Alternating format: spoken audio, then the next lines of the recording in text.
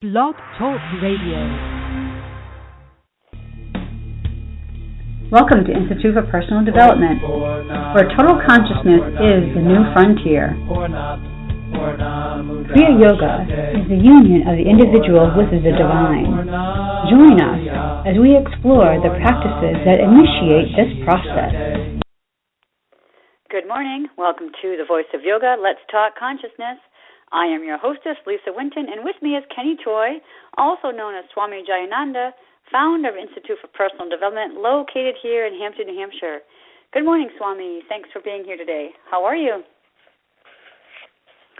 I'm doing okay. How about you? I'm doing wonderful this great Monday morning, and I want to thank you, listeners, for tuning in.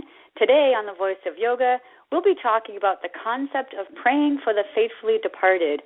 We will talk about the similarities between the Christian belief of a soul and the yoga belief of atman. Swami will explain that we are complex beings, and in Kriya Yoga we use a three-body system: physical, astral, mental, and causal spiritual bodies. So what happens to us when we transition? Listen in to get some different ways of keeping up relations with those who have left the earthly plane. Join the Kriya Yoga Spiritual Advance to get the light in your soul and align with the part of yourself that is eternal. So Swami, what I thought I would do is just give a little brief history on what All Souls Day, how that came about.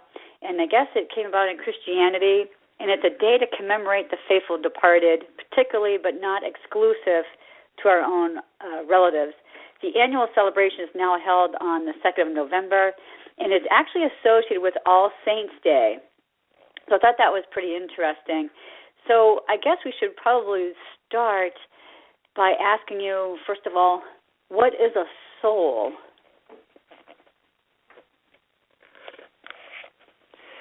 Yeah, the soul concept, I really like what Jayananda used to say, is he called the soul your memory track.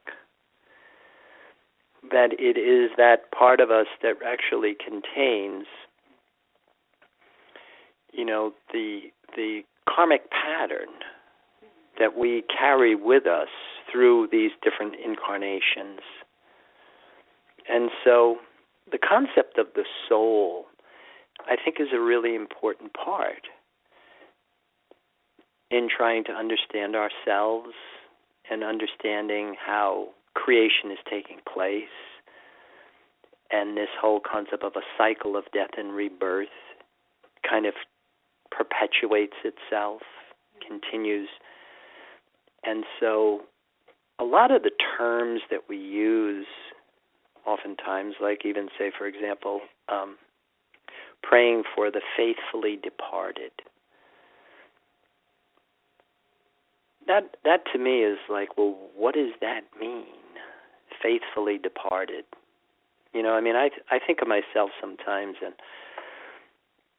being a steam fitter, we have terms in our union that if you are a steam fitter in good standings, you've paid your dues, you don't owe anybody any money, and you're ready, willing, and able to go to work. So I think sometimes we think in terms of our spiritual understanding of things. We try and use that type of correlation. Mm-hmm. And in reality, the faithfully departed, what that really means are those souls that depart that are in total harmony with spirit. The whole thing of like what we talk about here, that yoga is union of the individual with the divine.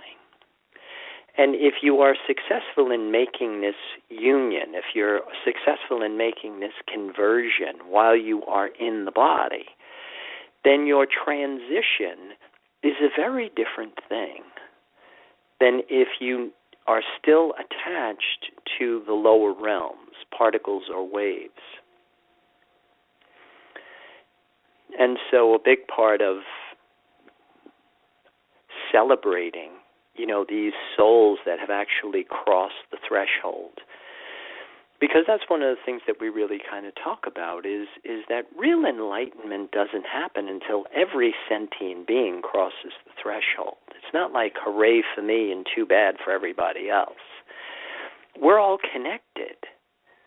And this concept of the soul is what attaches us to this greater sense of spirit. And to be able to make that transition successfully helps everybody else. So when we say or do like mourn for a loved one, do you think that we're basically just mourning for ourselves for the loss of that loved one and not necessarily for the departed? Well, again, a lot of it's going to have to do with, what their standings were. Because if somebody did something that would perpetuate the cycle of death and rebirth, then, of course, that they're coming back and they're going to have karmic challenges. And so to have a sense of compassion for that, I think is really appropriate. But also, the concept of to mourn the loss of somebody that was faithfully departed seems somewhat, missing the point. And then, like you say, then, of course, all we are is just feeling kind of deprived of our ability to maybe continue that relationship on the physical plane. But that's something that I also think that we learn as we start to become more spiritual by nature, is that you can continue these relationships on the astral plane. I was just going to ask you about that, because I remember when Jayananda had passed, you had received a message for that, and it was all about the celebration of his transition. And I understand that we can still have some kind of a relationship with somebody who has departed, but how do we go about doing that, those of us who, are still learning and, are on our paths in the yoga? How do we do that? Well, I personally think the best way that you can help anybody is by helping yourself. By putting your efforts in making your connection so that you are faithfully attached to the life force, so that when you transition, that you will actually elevate the collective consciousness, as opposed to if you are still attached to the lower realms, it has a tendency to bring everything else down. I just reminded myself of a movie that I had seen, and in this movie, I believe it was a grandparent was speaking to a child, and the grandparent had said, every time you think of your grandmother, because this is the person who had transitioned, you will make her alive in heaven. So every time you have thoughts about her, so it's okay to think about your times with her and things like that, and but just know every time you think about her, it brings her alive, it animates her in heaven. What do you think about that concept? Yeah, that's exactly like what we talk about here, that thought is energy, and it's capable of producing effects. So anytime, like you think of anyone, whether they're in the physical body or they're in the Bardell plane or wherever it might be, that it kind of sends energy in that direction. So yeah, I think I agree with that 100%. In fact, that's what I think a lot of praying that we do, should have these types of intentions to them to try and assist people when they are on the other side.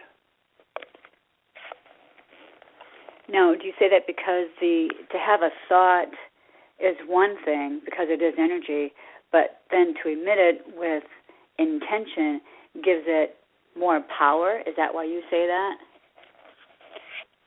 Well, yeah. I mean, that's exactly what we say. That thought is energy capable of producing effects, but it's all measured based on the amount of strength we emit them with. So the more conviction you have, the more belief you have in what you're putting out, then, of course, the more effect that it will have. So now I have to ask you, because I'm sure a lot of listeners out there are curious about, if everything is energy and all the thoughts that we do is energy, how do we explain practices like seances and things like that?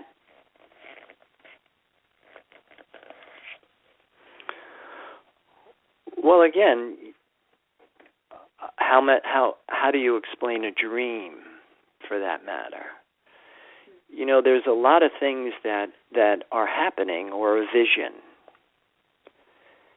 Now, one of the things that we find is that as we start to unbox this mystery of life, you start to see that it's nothing more than a simple mind game. That basically all we ever experience are our own thought forms. Now, whether we're experiencing them on a conscious level or an unconscious level is all determined by what we talk about, you know, my level of consciousness, my degree of awareness. But in reality, I mean, all we're ever experiencing is our own thought form. And we explain this a lot in the courses that we teach, based on simple understanding of, say, for example, one of the analogies that we use in theory one is being awake, being asleep, being alive, and being dead. There's no difference. That's a huge statement that you might want to contemplate for some time. But then what we do is we start to pull that apart a little bit, and we say, well, we don't know what it's like to be dead, but we know what it's like to be awake, and we know what it's like to be asleep. So then what you look at is you look at your sleep state. You look at the dream state. You're lying in bed. You're sound asleep. You're having a dream. Now, in your mind's eye, you experience the dream as if it's something that's happening to you. When in reality, you're lying in bed. You're sound asleep. You're everything in that dream. But you're looking through this tiny little keyhole, and you see yourself as a separate entity.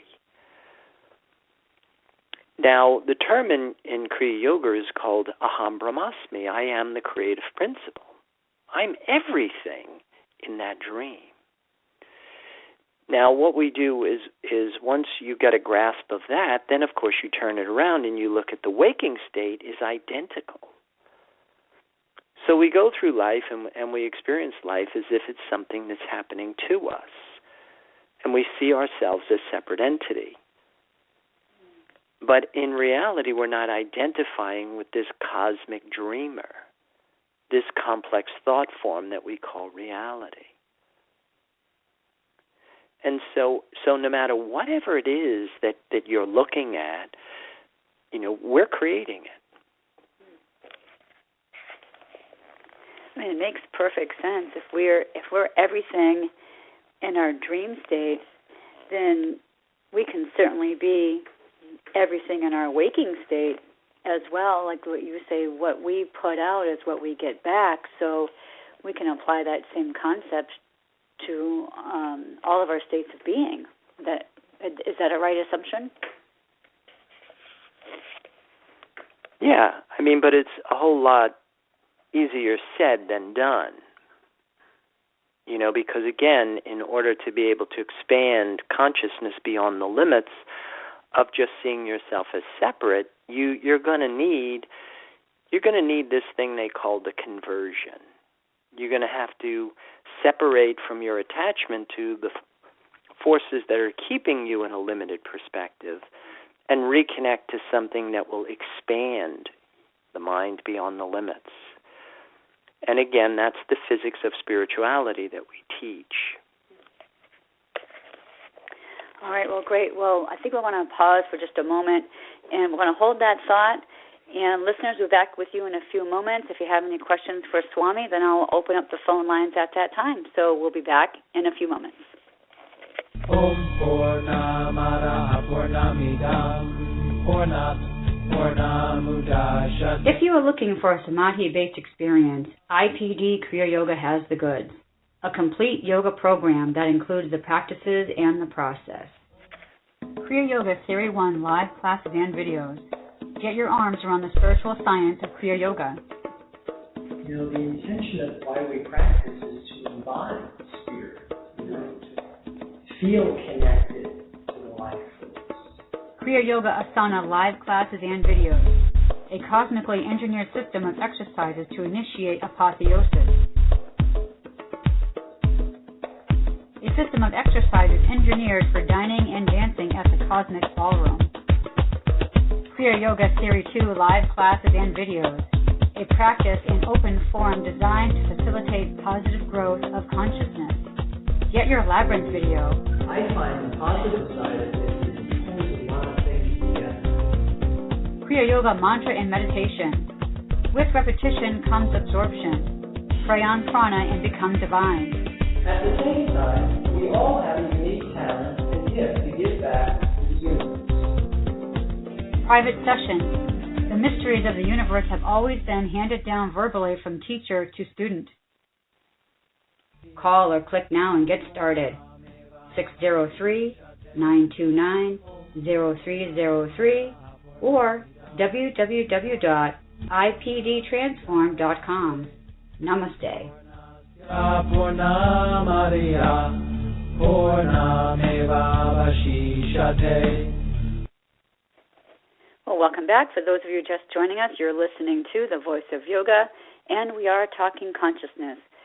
So at this time, I'm going to open up the phone line, so if anybody has a question for Swami, you can shout it out at this time.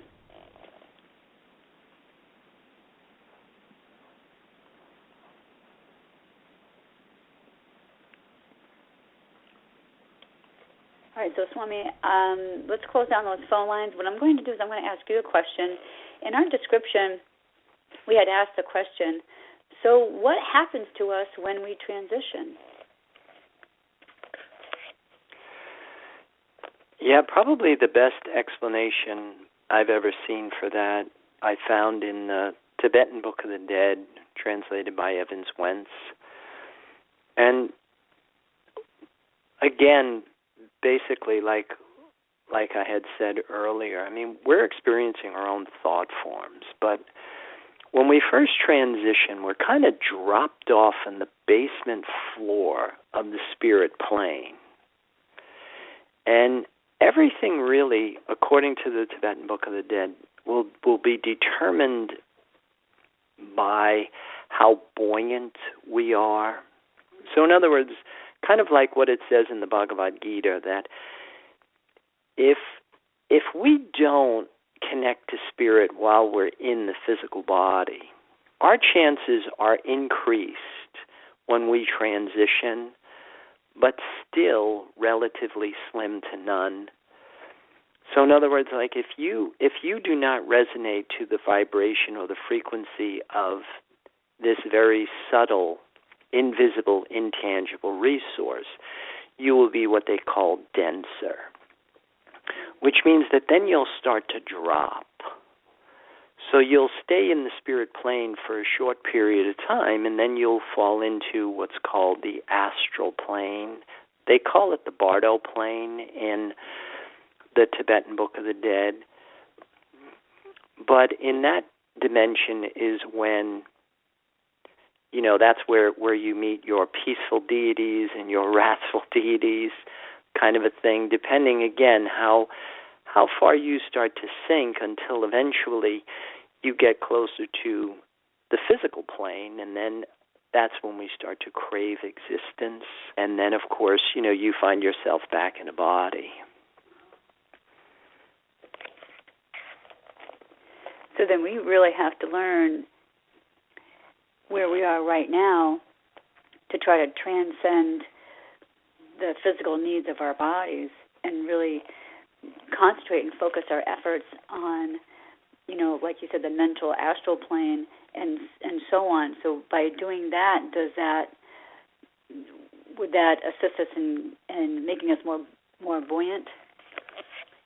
Well, what makes you more buoyant is when you basically desire nothing. Is what does it. It's not magic. It's all physics. It's when you rebirth your body in the life force. When all of a sudden now something that's invisible and intangible is now your source of sustenance. And then, of course, you become something different. It's one of the things we always say, that humans in the adult state, are virtuous by nature, opposed to, those of us that are still drawing from duality and are trying to perform conduct in order to maybe get credit for our efforts. It's a whole different dynamic, kind of, like being the steam fitter in good standing, as opposed to the faithfully departed, if that helps. I think it does, and I was going to say, and then you would beat me to it, so it really isn't about our conduct in this plane, and even if we do depart and we find ourselves in that realm, and it's not like we can say, okay, let me go back and I'll try to do good, so it's not this contract that we make, but is it a conscious decision to come back into the earthly plane, to do good, to try to elevate the consciousness of the world? Well, I think it is for those that have achieved, this degree of faithfully departed. It's in Buddhism, they have the concept of what's called the Bodhisattva, who is the enlightened individual who chooses to reincarnate simply because, just like we had said earlier, true enlightenment doesn't happen until every sentient being crosses the threshold. So they come back to try and elevate the collective consciousness so that, it just makes it easier for everybody else. That's probably one of the biggest barriers today to spirituality is that there's so much garbage that's out there that people think that they're spiritual and totally sincere and nothing deceptive about it, but they're just drawing from the wrong energy field. It's the Von Goethe, none are more hopelessly imprisoned than those who falsely believe that they're free, kind of a thing. Or I remember, the old saying, the road to hell is paved with good intentions.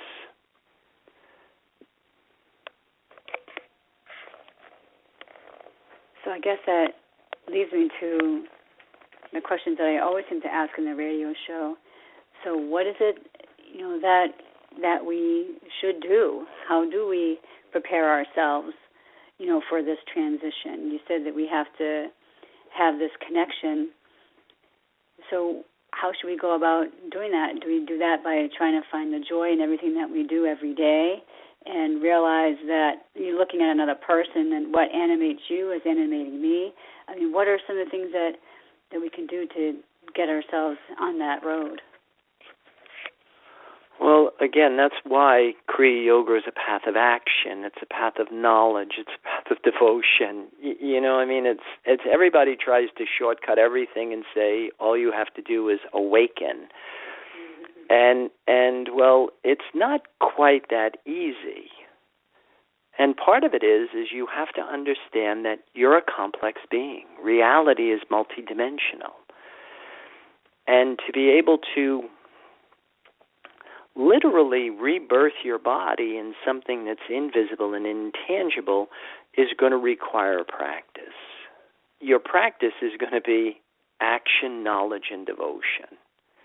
You have to know the difference between something that is visible and tangible, something that is invisible and tangible, and something that is invisible and intangible.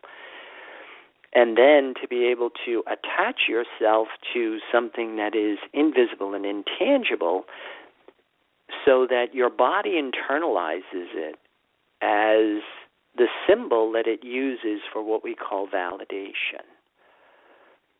And then, of course, when we do that, matter and mind come together with new information. That's what starts this progressive cycle. And then, of course, when your mind starts to open, your identity starts to transcend the limits of just seeing yourself as a separate entity. The statement being awake, being asleep, being alive, and being dead has all new meaning to you. Because after a while, you start to align yourself with this part of yourself that is eternal. It always was, it always will be. It's unchanging. So that at that point, when you do find yourself outside of your body, it won't be that unfamiliar. It'll be more like a lucid dream than somebody who fell asleep and had a dream, kind of a thing. So in essence, we really don't have anything to fear but fear itself. And I think that's one of the things that a lot of people struggle with when it comes to that point about transitioning, because some reason we view that as a horrific experience, when actually it's just because it is kind of like the fear of the unknown. So nothing to fear but fear itself, I think, comes into play here. What do you think? Well, then again, and too, it's also the physics. I mean, you can't draw from duality, which is fear and limitation, and expect to become truth and wholeness. Mm-hmm. So that's the like attracts like. And if your identity is all bound up in your physical body, then, of course, you have a tremendous amount of fear of the expiration of this physical body.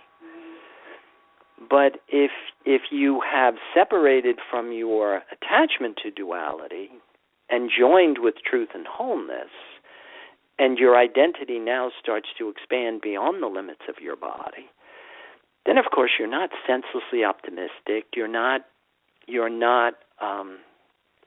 irresponsible. Your body is your temple.